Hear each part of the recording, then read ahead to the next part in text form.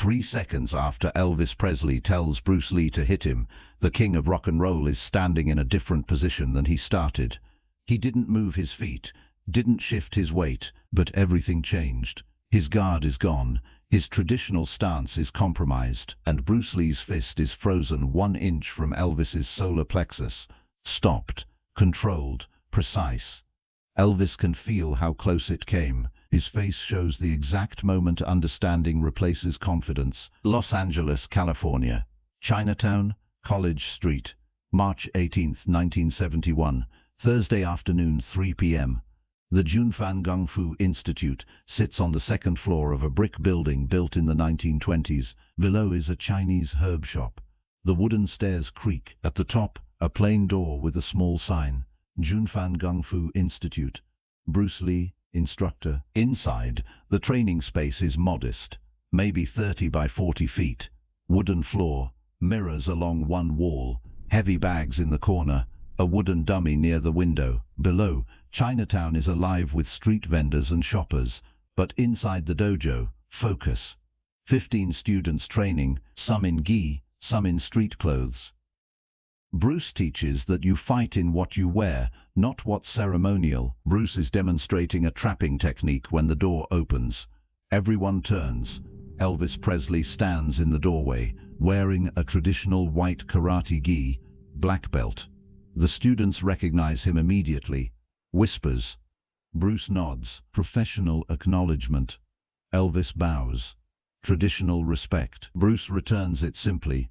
Less ceremony. Mr. Presley, I got your message. Welcome. Elvis smiles. Thank you for seeing me, Mr. Lee. I've wanted to visit. Heard a lot about what you teach here. Bruce gestures to the floor. Please come in. We were working on trapping techniques. Elvis steps onto the floor. Students make space. This is unusual. A celebrity visitor. A black belt from another system. Elvis looks around, takes in the simplicity. Most karate dojos have flags, certificates, photos of lineage masters. Bruce's school has mirrors and training equipment. Your school is different from traditional dojos, Elvis observes. Bruce nods. Intentionally. I don't teach traditional martial arts. I teach Jeet Kune Do. It's about effectiveness, not tradition. What works in real combat, not what looks proper in ceremony. Elvis's expression shifts. Not offended, questioning. I've trained in traditional karate for 11 years, studied under Master Kang Ri, traditional Chung Do Kwan. I'm an 8th degree black belt. Traditional methods have served me well. Bruce's tone stays neutral. Traditional methods have value, discipline, focus, respect. But in actual fighting, many traditional techniques are inefficient. Too much ceremony, too much classical mess. The phrase hangs, classical mess. Elvis's jaw tightens. That's his 11 years Bruce just dismissed. Bruce sees the reaction, continues calmly. I don't mean disrespect. Your dedication is obvious. Your skill is real. But traditional karate has limitations. Fixed stances, rigid forms, techniques that work in the dojo but not in unpredictable situations. Elvis crosses his arms, still respectful but defensive. Traditional kata teaches muscle memory, pattern recognition. The forms aren't meant to be used exactly as practiced. They're teaching tools. Bruce nods. I understand that philosophy. I trained in Wing Chun for years, traditional Chinese Kung Fu, but I left it behind because the forms were limiting my growth. Jeet Kune Do has no forms, no fixed patterns. It adapts to the individual, to the situation. Elvis steps closer, engaged. So you're saying 11 years of my training was wasted? Bruce shakes his head. Not wasted, foundation. But foundation isn't the house. You can build something more effective if you're willing to let go of rigid adherence to tradition. The students are silent. 2 martial artists, 2 philosophies, respectful disagreement becoming pointed. Elvis says, traditional karate has been tested in competition, in tournaments, in real fights. It works. Bruce's response is immediate. Tournament fighting has rules, weight classes, referees. Real fighting has none of that. Traditional techniques optimized for tournament rules don't necessarily translate to street defense. Elvis's face shows frustration. not anger, frustration of someone whose worldview is being challenged. You're saying my black belt doesn't mean I can defend myself. Bruce stays level. I'm saying your black belt means you're skilled at karate, but karate is one approach. Jeet Kune Do is about taking what's useful from all approaches. Your karate has useful elements, but it also has limitations you might not see because you're inside the system. Elvis is quiet. Then says, "Show me." Bruce waits. "Show you what?" Elvis gestures to his gear, his stance. "Show me these limitations. You say traditional defense is rigid. Prove it." The dojo goes quieter. This is a challenge, polite, respectful, but a challenge. Bruce looks at Elvis, reading him. This isn't ego. This is genuine curiosity mixed with wounded pride. Elvis wants proof, needs to see it. Bruce nods slowly. "Okay, but understand this isn't about beating you. This is about showing you a different perspective." Elvis nods. "I understand. I'm not here to fight. I'm here to learn. But I need to see what you mean, feel it." Bruce says, "How do you want to do this?" Elvis thinks. "I'll take a traditional defensive stance. Guard up. You try to strike me. Let's see if my traditional defense can handle your modern approach." Bruce asks, "Any restrictions?" Elvis shakes his head. "No. Use whatever you teach. My karate is traditional. Hit me. Show me why tradition is limiting." Bruce pauses. "You're sure? Once I demonstrate, you'll feel the difference." Elvis's voice is firm. "I'm sure. I've been hit in sparring. I can handle it." Bruce steps back, creates distance. "Okay, take your stance." Elvis drops into traditional karate stance. Front stance, Zenkutsu Dachi, left foot forward, right foot back. Weight distributed properly. His guard comes up, left hand forward, right hand chambered at his hip. Traditional, textbook, perfect form, 11 years evident in every detail. Bruce stands neutrally, hands at his sides, no obvious ready position, just standing, looking at Elvis, reading him. Bruce sees what Elvis doesn't see: the commitment to the stance, the predictability of the guard, the assumption that attacks will come in traditional ways. Bruce says quietly, "Ready?" Elvis nods, "Ready." Second one. Bruce shifts his weight slightly, almost imperceptible. His right hand begins to move. Elvis's guard reacts. His left hand comes up to block. Traditional block, UK. But Bruce's hand isn't committed to that line. It's a feint. As Elvis's guard moves to block what isn't coming, his center opens. Just slightly, just enough. Second two. Bruce's actual strike launches. Not from the feinted right hand, from his left. Straight line, direct path, aimed at Elvis's solar plexus. No arc, no wind-up, no telegraph. Pure efficiency. Elvis's guard is committed to the wrong side. His traditional block is defending against nothing. There's no time to reset. Second three. Bruce's fist stops 1 inch from Elvis's solar plexus. Frozen, controlled, complete. Elvis is standing in his traditional stance, but his guard is out of position. His defense has failed. Not because his technique is bad, because the attack didn't follow the rules his technique was designed to counter. The dojo is silent. Bruce's hand frozen 1 inch from Elvis. Elvis's guard completely bypassed. 3 seconds from ready to complete penetration. Elvis is staring at Bruce's fist, so close. If Bruce had followed through, Elvis's traditional stance wouldn't have stopped it, because it wasn't designed to stop that kind of attack. Bruce slowly pulls his hand back, steps away. Elvis doesn't move immediately, just stands there, processing.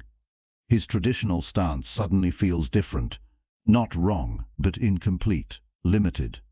He drops his guard, looks at Bruce with new eyes. "How did you do that?" His voice is different, genuinely asking. Bruce explains, "Your traditional stance is strong against traditional attacks, against someone who commits to a single technique, who telegraphs with a wind-up. But I didn't follow those patterns. I used a feint to move your guard, then struck the opening. Your defense was correct for what you thought was coming, but what you thought was coming wasn't what actually came." Elvis nods slowly. "In tournaments, in traditional sparring, people attack traditionally. So my defense works. Bruce agrees. Exactly. Within that context, your training is effective, but real fighting doesn't have those boundaries. An attacker won't announce their intention, won't commit to traditional techniques. They'll use whatever works. Dirty, efficient, unpredictable. Elvis takes off his gi top, wearing a white t-shirt underneath.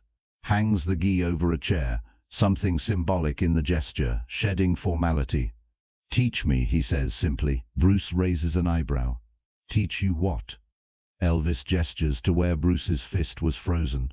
"Teach me that. How to defend against someone who isn't traditional. How to fight effectively, not just properly." Bruce smiles slightly. "That's a big request. It's not a single technique. It's a different philosophy." Elvis says, "I'm serious about martial arts. What you just showed me was real. My 11 years couldn't stop it.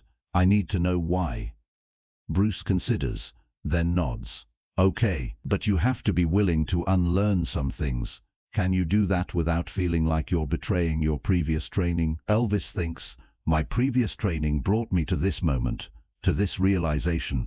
That's not betrayal. That's evolution." Bruce gestures to the floor. "Then let's start. First principle of Jeet Kune Do. There is no fixed stance.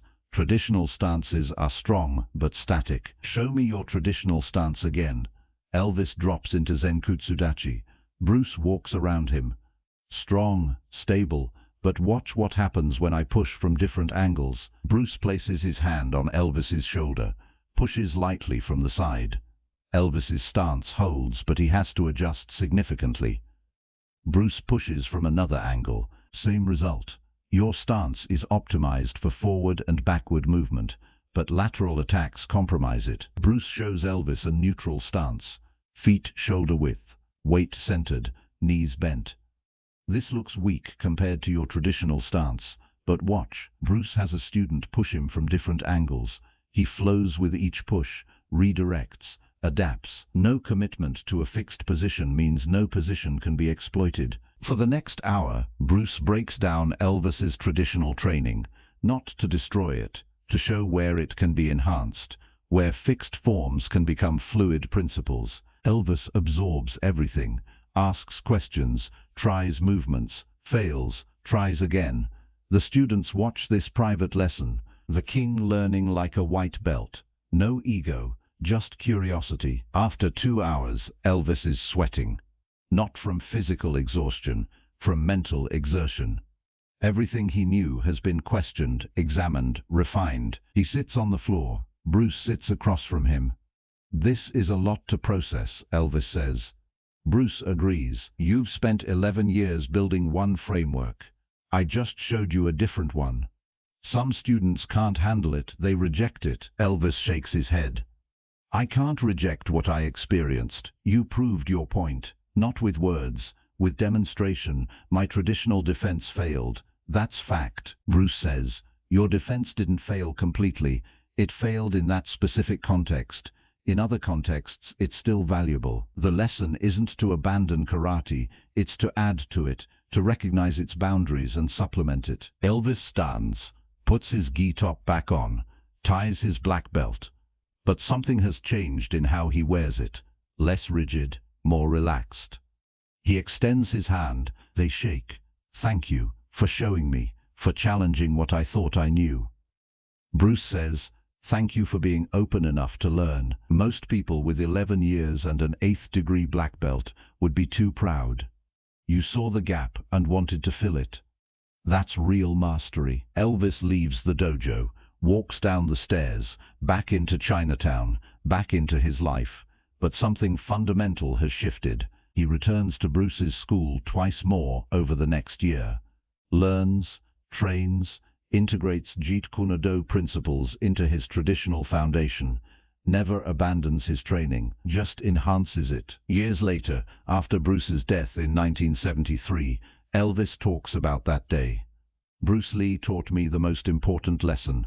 Mastery isn't about perfecting one style. It's about understanding all approaches and taking what works.